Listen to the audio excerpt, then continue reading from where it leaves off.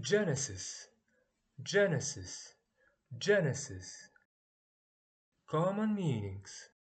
1. Origin or beginning. This is the most common meaning. It refers to the start or creation of something. Example: the genesis of the company was in a small garage. 2. The first book of the Bible.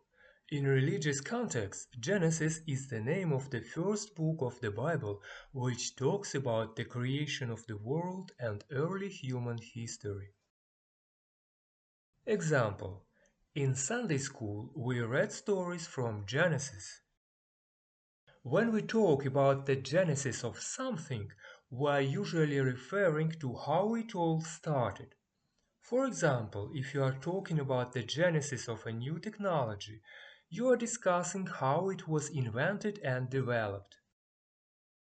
In literature and discussions about religion, Genesis often refers to the first book of the Bible, which includes many foundational stories.